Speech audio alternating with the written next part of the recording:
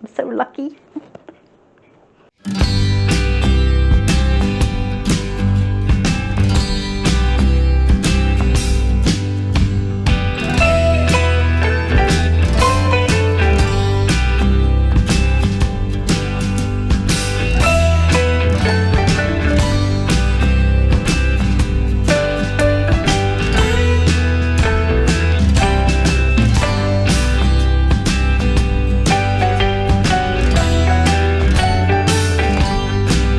Hey Garden Maters, welcome to Corner Homestead.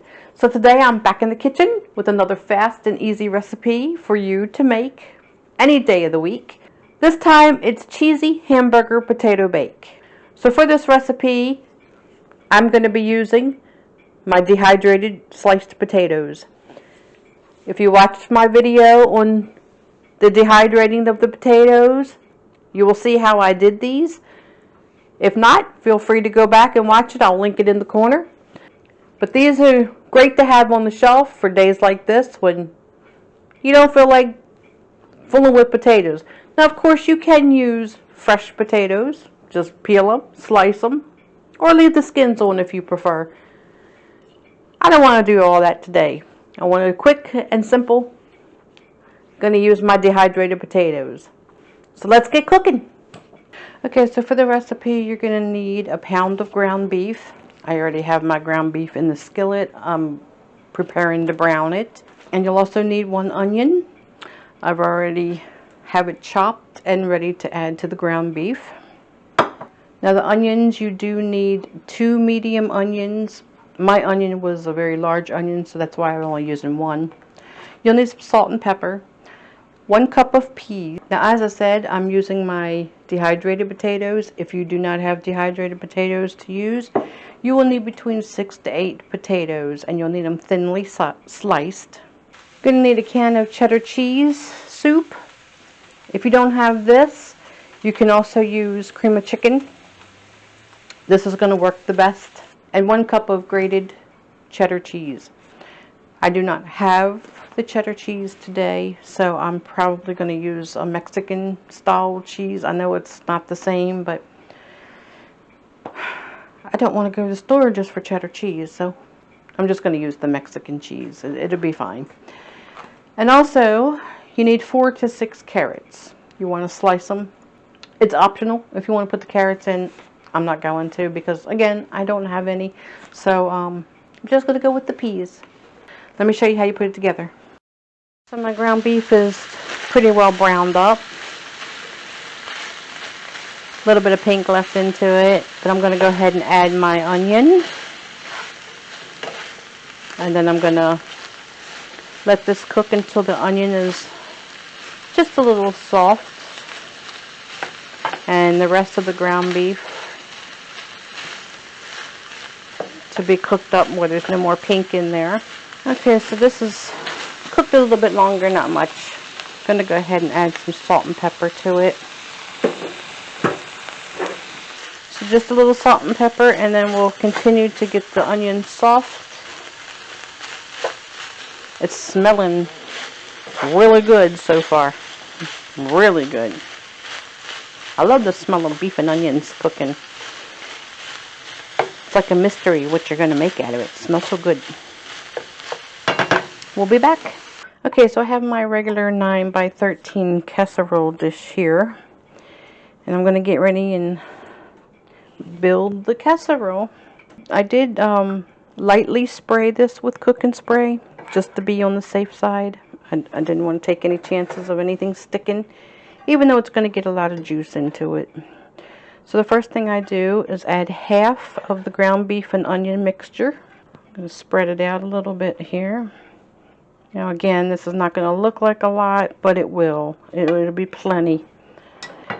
Now my potatoes, I'm going to take half of the jar, and they are really packed in here. So we're going to layer them on next.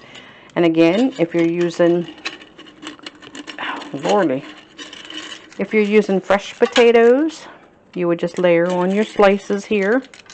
Really packed in there.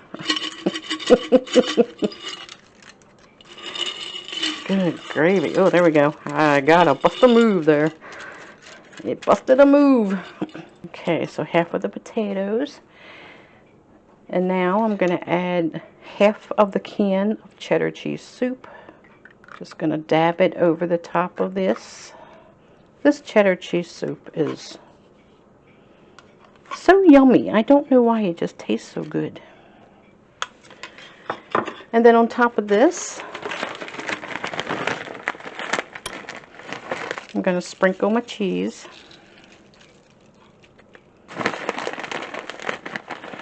And again, you use cheddar cheese if you have it. I'm just using the Mexican style. Because every time I think I have something, I don't. But this will be just as good. Also, if you are adding your carrots, you would do it now. You would put the carrots in there. Now we're going to add the other half of the beef. I want it all. Go ahead and give that a little bit of a level in here. Even it out. And we repeat it. Oh, the other half of the potatoes. Now I have an empty mason jar I can use for something else. Other half of the cheddar cheese soup. Okay, you want to fill the can up completely. That's the way to get the rest of the cheddar cheese soup out. Just fill it up with some milk, which equals 1 cup of milk. And you just want to pour it all in. You also add another 2 cups of water. The water is very important to get the potatoes rehydrated. If you are using fresh potatoes, do not add the water, just add the milk. And top it with some more cheese. Gonna add a little bit more salt and pepper to the top. And we're gonna cover it up. And now we'll get it into the oven. So now we're going to get it into the oven. I have it set to 375 degrees. You're going to cook it until your potatoes are tender. In this case, rehydrated and tender. Probably about 45 minutes to an hour. You want to check it in about 45 minutes. After 45 minutes, you will add 1 cup of peas. Then you will put it back into the oven for 15 more minutes. So now that it's in the oven, another job begins. I'm so lucky. Kitchen cleanup time. So I just sprinkled on the frozen peas. I'm gonna cover it back up, put it back in the oven for 15 minutes. And I did lower my oven to 350. So here she is, fresh out of the oven, looking very good. Potatoes are soft, peas are done. Smells so good. Completely done. The potatoes are soft. The peas are well done. It smells so good. All the cheeses are melted. It's time to give it a taste.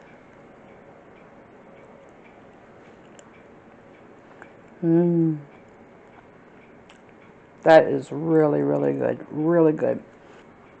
The only thing I think it needs, a little bit more salt and pepper. Other than that, this is delicious. So easy to put together, about 1 hour in the oven total, and you've got a really good dinner. So I hope you give the recipe a try. If so, please comment below, let me know. I'd love to know what you think. So just to let you know, if you wanted to make this recipe in your slow cooker, you could certainly do so. You fix it exactly as I did today, except you cook it on low in the slow cooker for 8 to 10 hours. It comes out just as great. So I hope you enjoyed this video. If so, please share it with someone else. If you haven't yet subscribed, please do so. Love to have you as part of the community. Until next time, love you all. Take care. God bless. And I'll see you on the next video.